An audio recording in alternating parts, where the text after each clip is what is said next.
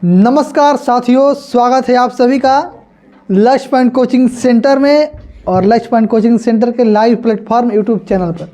ठीक है, तो आज हम लोग अपने पाठ्य पुस्तक प्यूसम भाग 2 का 5वां चैप्टर भारत महिमा पढ़ने जा रहे हैं।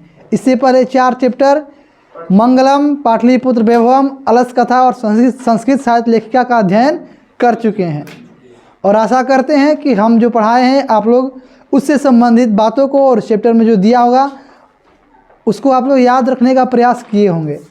किए हैं या नहीं? किए हैं ना? चलिए ठीक है, तो आज हम लोग पढ़ेंगे भारत महिमा। तो शुरू करते हैं इसको। तो सबसे पहले क्या पढ़ते हैं? पाठ का परिचय। ठीक है, चलिए। तो सबसे पहले हम लोग भारत महिमा पाठ का पढ़ेंगे परिचय, यानी इस पाठ में क्या है, इसको कहाँ से लिया गया है। ठीक है, चल देखिए, लिखा है कि अस्माकं देश भारतवर्षम इति कथ्यते। अस्माकं देश यानी हम लोगों का जो देश है, हमारा जो देश है, उसको भारतवर्ष भी कहा जाता है। क्या कहा जाता है?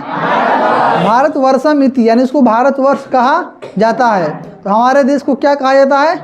भारतवर्ष। ठीक है। अश्व महिमा सर्वत्र गीयते, इसकी महिमा सभी जगह गाई जाती है। किसकी महिमा?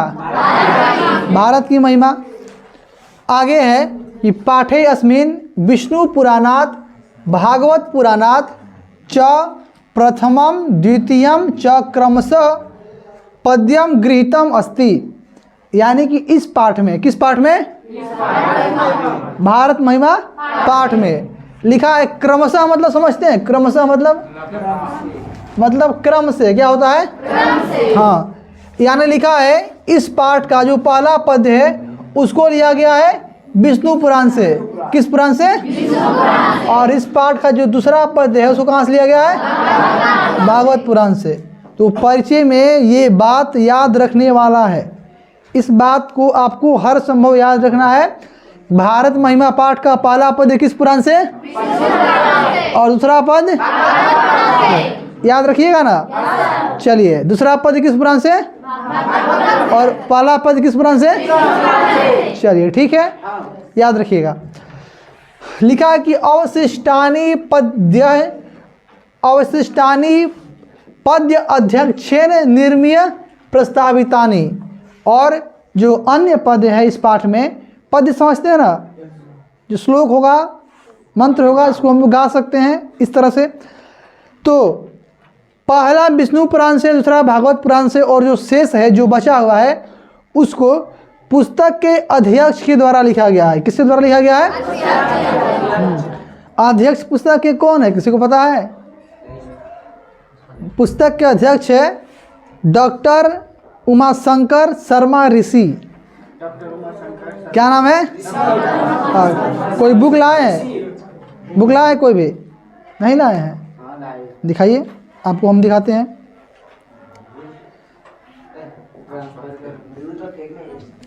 देखिए,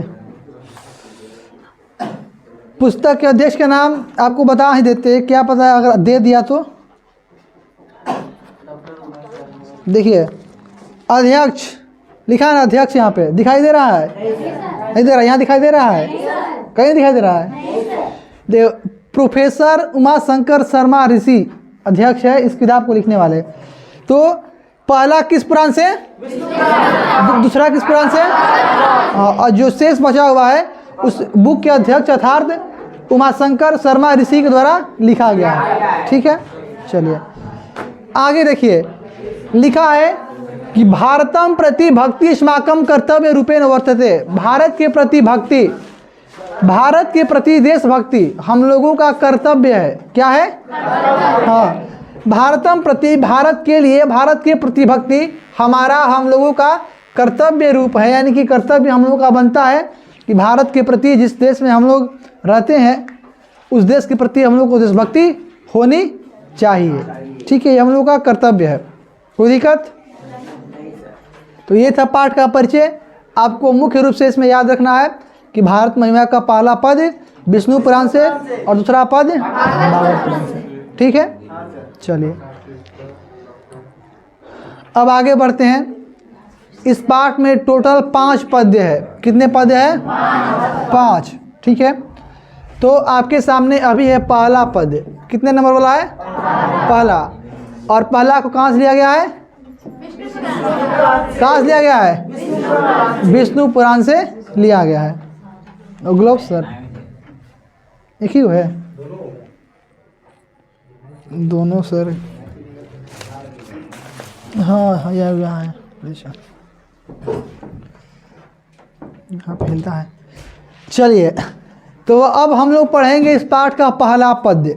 ठीक है, तो ध्यान से देखिएगा। इसको लिया गया है कहाँ से? विष्णु पुराण से।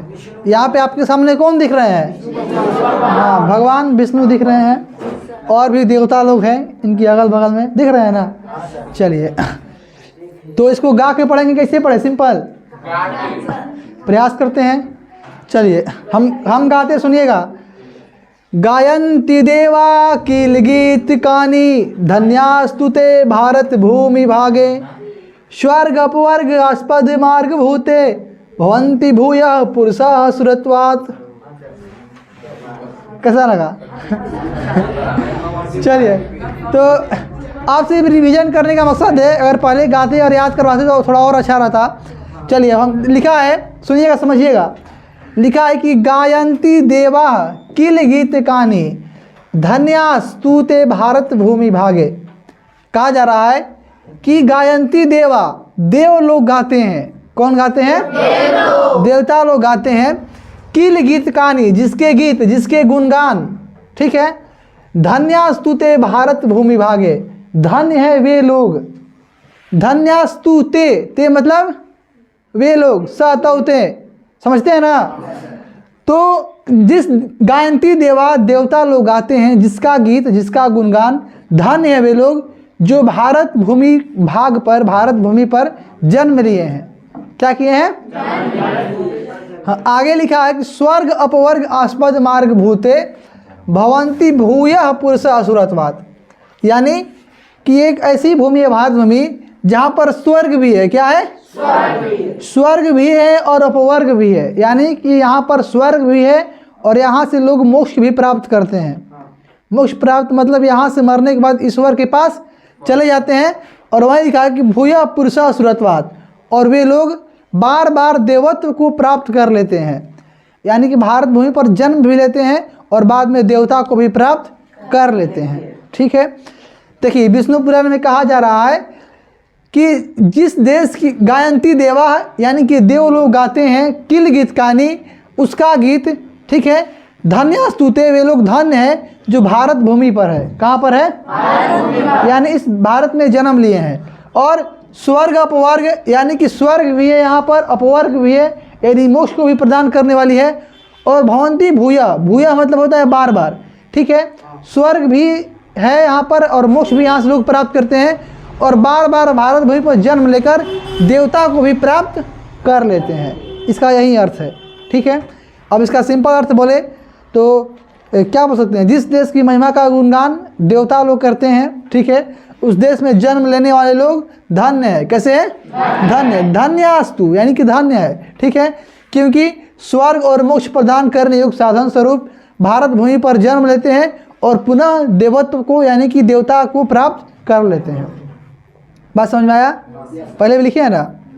तो किसकी महिमा का गुणगान देवता लोग करते हैं? किस भूमि पर जन्म लेने वाले लोग बार बार देवता को प्राप्त कर लेते हैं? हाँ, भारत भूमि कैसी है? तो यहाँ भी वो आगे का बात है। यहाँ पे कहा जा रहा है कि भारत भूमि स्वर्ग और मोक्ष प्रदान करने योग्य है। कैसी है? हाँ, ठीक है, तो ये बात है। किसके गीत देवता लोग गाते हैं? हाँ, चलिए, देवता लोग क्या गाते हैं? वेद गाते हैं। ठीक है, ये सब ऑब्जेक्टिव आपके एग्जाम में पूछा जाता है।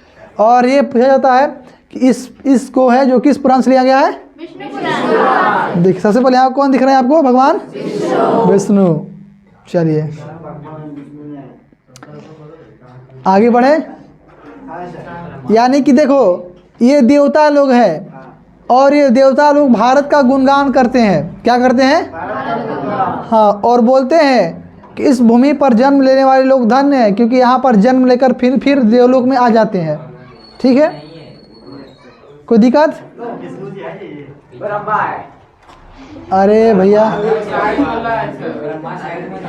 ई चक्र गदा ई विष्णु भगवान है, और विष्णु जी नहीं है, ब्रह्मा जी है। सब ईश्वर लोग हैं, देवता लोग इसमें बहुत सारे। विष्णु जी यहाँ है, देखो विष्णु भगवान ये है, ये विष्णु भगवान। अरे विष्णु भगवान का ही बहुत सारा हाथ होगा, बहुत सारा चंग गदा शक्र सब एक ही बात है। ब्रह्मा जी सबसे पहले कमल पे बैठते हैं, ठीक है।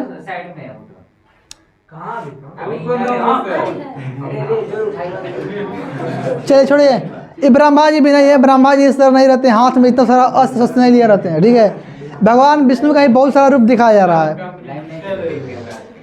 चलिए दूसरे पे चले, देखिए दूसरा वाला कहाँ से लिया गया है? किस पुराण से? याद रखिए, पहला किस पुराण से, दूसरा किस पुराण से? बहुत बढ़िया। चलिए तीसरा अध्यक्ष के द्वारा लिखा गया है, ठीक है। ये दोनों पौराणिकी से है, कहाँ से है?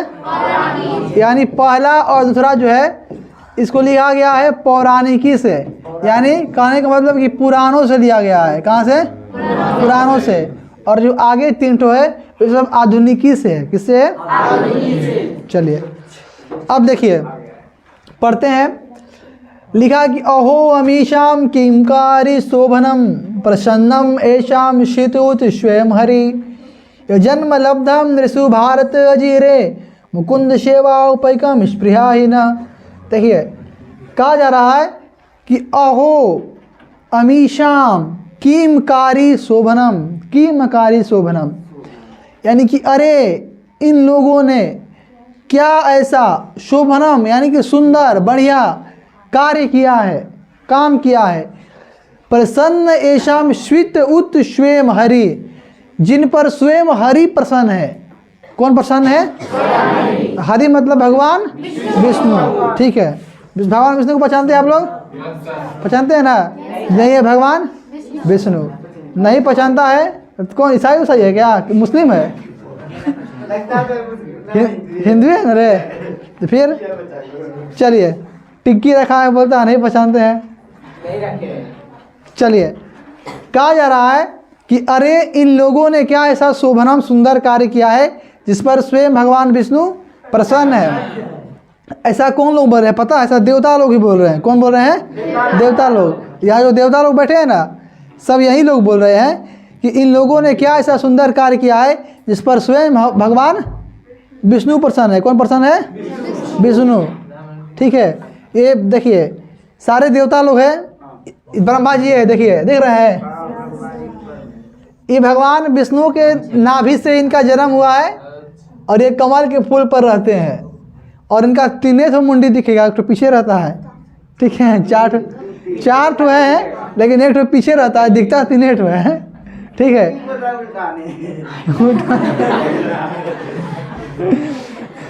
देखिए तो सुनिए, बहुत सारे देवता लोग बोलते हैं ऐसा, आप लोग से बहुत सारे देवता लोग हैं और ये लोग बोलते हैं कि अरे इन लोगों के द्वारा यानी कि धरती वासियों के द्वारा क्या ऐसा सुंदर कार्य किया गया है, क्या अच्छा कार्य किया गया है जिस पर स्वयं आप प्रसन्न है, यानी भगवान विष्णु प्रसन्न है। और कहा जा रहा है कि ये जन्म लब्धम नृषु भारत अजीरे, और इनका जन्म भारत भूमि पर होता है, भारत में होता है। और भारत भूमि मुकुंद सेवा औपैकम स्पृहाहीन, ये मुकुंद की सेवा करने योग्य भूमि है। मुकुंद मतलब देखिए हरि मतलब भी होते हैं विष्णु, क्या होते हैं? विष्णु। और मुकुंद के मतलब भी होते हैं भगवान विष्णु। कौन होते हैं? इसके भी मतलब होते हैं विष्णु, ठीक है। तो इस श्लोक के माध्यम से कहा जा रहा है कि अरे इन धरतीवासियों ने क्या ऐसा शोभनम सुंदर कार्य किया है जिसपे स्वयं हरि प्रसन्न है। और इन लोगों का जन्म भारत भूमि पर हुआ है, यानी कि जिन लोगों का भारत भूमि पर जन्म हुआ है उनके बारे में कहा जा रहा है इन लोगों ने क्या ऐसा काम कर दिया है जिन पर स्वयं भगवान प्रसन्न है। और इनको जन्म कहाँ दिए हैं? भारत भूमि पर। और भारत भूमि एक ऐसी भूमि है जो मुकुंद की सेवा करने योग्य है, भगवान विष्णु की सेवा करने योग्य है। और स्पृहा ही न, और देवताओं को भी इच्छा है। किसकी इच्छा है? देवताओं को भी इच्छा है कि इस भूमि पर बार बार जन्म ले। क्यों? क्योंकि यह भगवान विष्णु की सेवा करने योग्य भूमि है। ठीक है, आप लोग देखे होंगे कि भगवान विष्णु राम बन करके पृथ्वी पर आए हैं, कृष्ण बन करके पृथ्वी पर आए हैं। ठीक है, और पृथ्वीवासी भी मतलब इन लोगों का बहुत सम्मान किए हैं।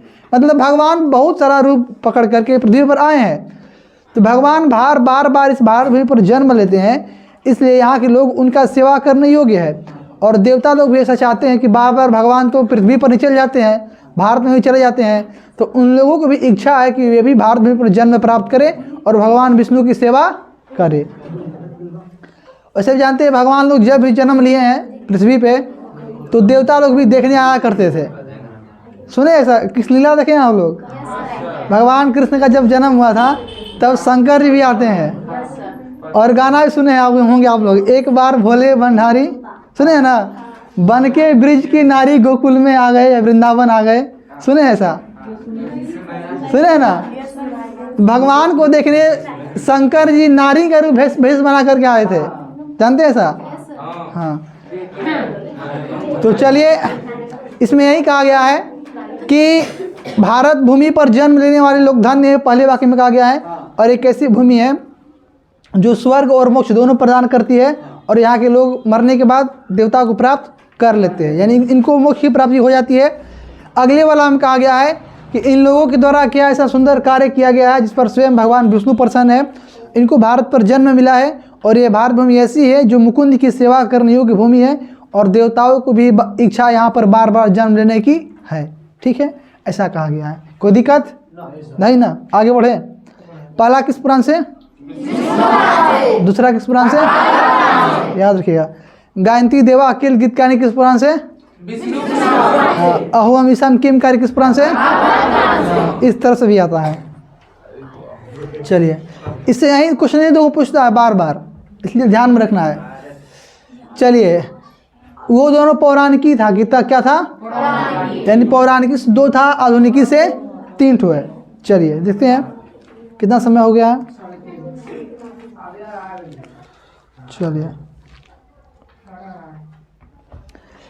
तो अब तीसरा नंबर पद है आपके सामने आधुनिकी से, इसको हम पढ़ते हैं, ध्यान से सुनिए। लिखा कि इयं निर्मला वत्सला मातृभूमि प्रसिद्धं सदा भारतं वर्षमेतत् विभिन्ना जना धर्म जाति प्रभेदे इह एकत्व भावं वहन्तो वसन्ति। कैसा लगा? अच्छा लगा ना?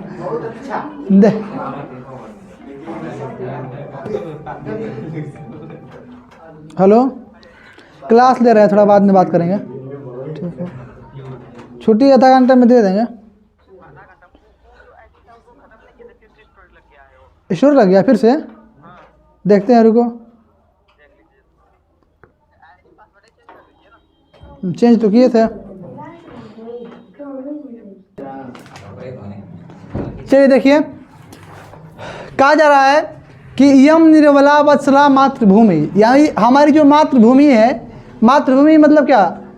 जिस भूमि पर हम रहते हैं, मातृभूमि मतलब भारत माता, भारत भूमि। ठीक है, तो हमारी मातृभूमि जो है वह निर्मल है। कैसी है? निर्मल का मतलब स्वच्छ है, और वत्सला मतलब ममतामयी। कैसी है? तो हमारी जो मातृभूमि है यह निर्मल है, स्वच्छ है और ममतामयी है। कैसी है? ममतामयी।